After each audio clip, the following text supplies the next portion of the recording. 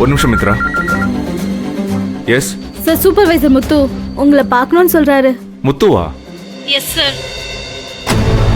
சரி, அனுப்புங்க. Okay sir. உங்களை வர சொன்னாரு.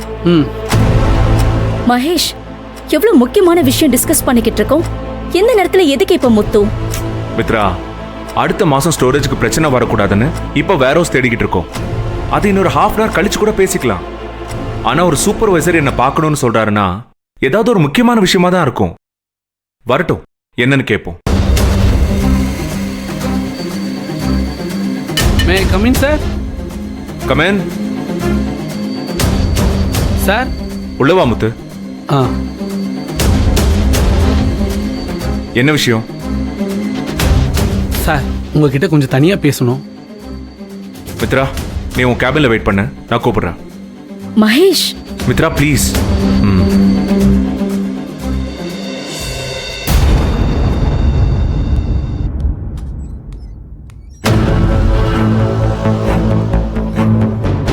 என்ன விஷயம் முத்து? சார், ஆனந்திக்கும் அன்புக்கும் பெரிய பிரச்சனை போயிட்டு இருக்கு சார்.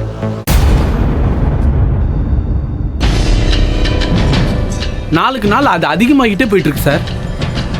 நானும் ஜெயந்தியும் எவ்வளவோ பேசி பார்த்துட்டோம் சார். பிரச்சனை சரியாகிற மாதிரி தோணல சார். அதான் சார் உங்களை பார்த்து சொல்லிட்டு போலான்னு வந்தேன். என்ன சொல்ற முத்து? கொஞ்சம் தெளிவா சொல்லு. அன்பு அவங்க அம்மா ஆனந்தியை கூப்பிட்டு கல்யாணத்துக்கு சம்மதம் கேட்டிருக்காங்க சார். அதுக்கு ஆனந்தி உங்க பையன் வாழ்க்கை வீணாயிடக்கூடாதுன்னா நீங்க வேற ஒரு பொண்ணு கூட கல்யாணம் பண்ணி வைங்கன்னு சொல்லியிருக்கா சார். வாட்? ஆனந்தி அப்படி சொன்னா? சார், இதே அதிர்ச்சி தான் சார் எனக்கும். அன்பு ஏன் அப்படி சொன்னேன்னு காரணம் கேட்டா ஆனந்தி அதுக்கு பதிலே சொல்ல மாட்டா சார். நானும் ஆனந்தி கிட்ட இந்த விஷயமா பேசினேன். அவ அக்காவோட கல்யாணம் தான் முக்கியம்னு சொன்னா. அதுவா கூட இருக்கலாம்ல. அன்பு ஏன் ஃபோர்ஸ் பண்றா? சார், அன்பு ஃபோர்ஸ் பண்ணல சார். ஆனந்தி தான் வேலைக்கு போற மாதிரி தெரியுது. ஆனந்தி சொன்ன அந்த ஒரு வார்த்தை அன்பு அம்மாவை வேற மாதிரி யோசிக்க வச்சிருக்கு சார். என்ன வேற மாதிரி யோசிக்கிறாங்க? ஊர்ல இருந்து அன்புவோட மாமா பொண்ணு துளசி வந்திருக்கா சார். என்ன முத்து சொல்ற? துளசியா? அவங்க எதுக்கு திடீர்னு இப்ப இங்க வரணும்? ஆனந்தி அன்புக்கு வேற ஒரு பொண்ணை பார்த்து கல்யாணம் பண்ணி வைங்கன்னு சொன்ன கோவத்துல அன்பு அவங்க அம்மா துளசி எங்க வர வச்சிருப்பாங்களோன்னு தோணுது சார். சார், துளசி அன்பு ஆனந்தி கிட்ட இருந்து பிரிச்சிருவாளோன்னு டென்ஷனா இருக்கு சார். சேச்சே, அப்படியெல்லாம் நடக்காது. அன்பு அப்படியெல்லாம் துளசி மேல இன்ட்ரெஸ்ட் காமிக்கிற ஆள் இல்ல. அன்பு அம்மாவும் அந்த இன்டென்ஷன்ல துளசியை வர வச்சிருக்க மாட்டாங்க. வேற ஏதாவது காரணமா இருக்கும்.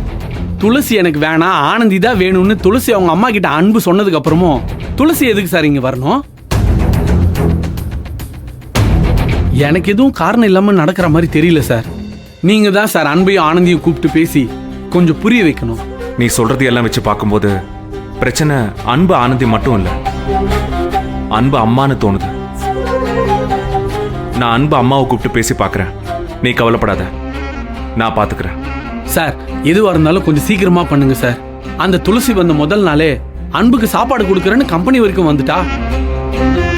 அது அடுத்த பிரச்சனை ஆகிறதுக்குள்ள எப்படியாவது தடுங்க சார். சரிங்க சார்.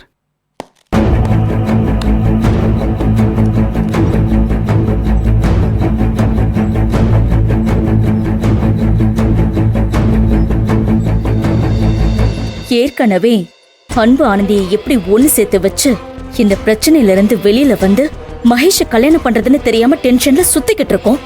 இப்போ புதுசா துளசி வர ஒருத்தி வந்திருக்காளாம். இனிமே அவளை வேற எப்படி சமாளிக்கிறதுன்னு யோசிக்கணுமா? நமக்கு மட்டும் ஏன் இப்படி எல்லாம் நடக்குது?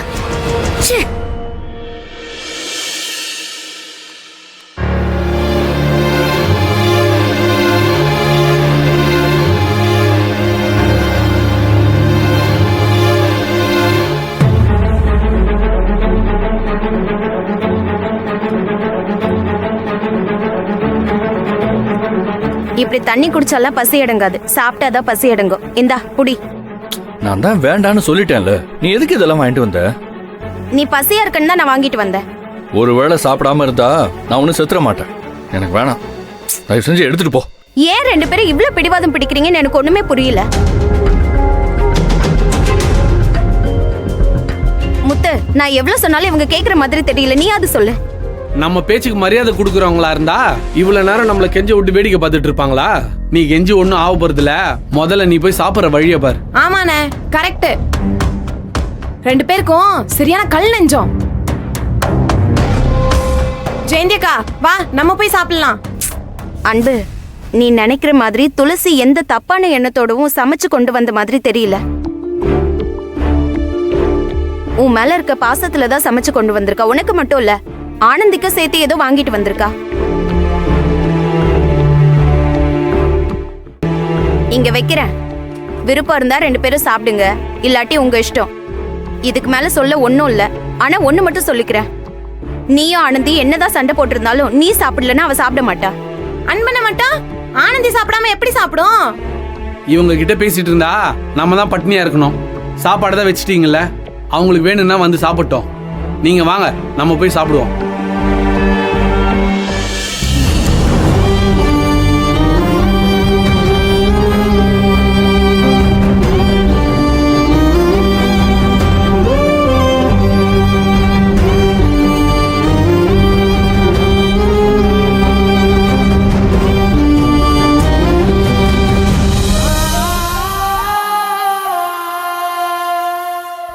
என்னால யாரும் பட்னியாலாம் இருக்க வேண்டாம்.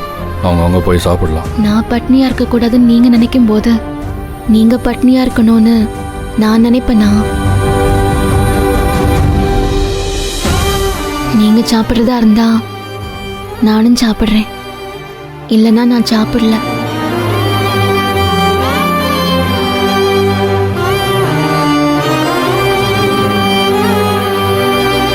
வா சாப்பிடலாம்.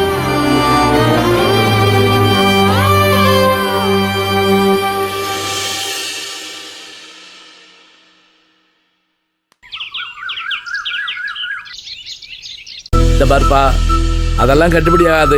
நான் சொல்ற ரேட்டுக்கு வரதா இருந்தா வா, இல்லாட்டி அப்புறம் பேசிக்குவோம். சம்மந்தி வீட்ல தான் இருக்காருங்க. சம்மந்தி வணக்கம். வணக்கம். என்ன வெளியில போக போறட்டு உட்கார்ந்திருக்க வாங்க வாங்க சம்மந்தி, நான் அப்புறம் பேசுறேன். வாங்க சம்மந்தி, நல்லா இருக்கீங்களா? வாங்க உட்காருங்க உட்காருங்க உட்காருங்க உட்காருங்க. கோயிலா பேசி யாரு வந்திருக்கான்னு பாருங்க. வாங்க. அப்புறம் நல்லா இருக்கீங்களா? ரொம்ப நல்லா இருக்கேன் சம்மந்தி. வாங்க சம்மந்தி. வணக்கம் சம்மந்தி. வணக்கம். வாங்க. வணக்கம். என்னம்மா மருமகளே, எப்படி இருக்க? நல்லா இருக்கேன் அத்தை. பேச்சு சீக்கிரம் போய் சம்மந்தி காப்பி போட்டு கோயிலாட்ட கொடுத்து விடு. சரிங்க சம்மந்தி, இருங்க. காப்பி எல்லாம் அப்புறம் இருக்கட்டும். அதுக்கு முன்னால இத பாத்துட்டு போயிடுங்க. என்ன சம்மந்தி? சம்மந்தி, எங்க பக்கம் கல்யாண வேலையெல்லாம் கிட்டத்தட்ட முடிஞ்சுது. தாலி கொடி எடுக்கிற வேலை மட்டும் தான் பாக்கி இருந்துச்சு. அதையும் இன்னைக்கு முடிச்சிட்டோம்.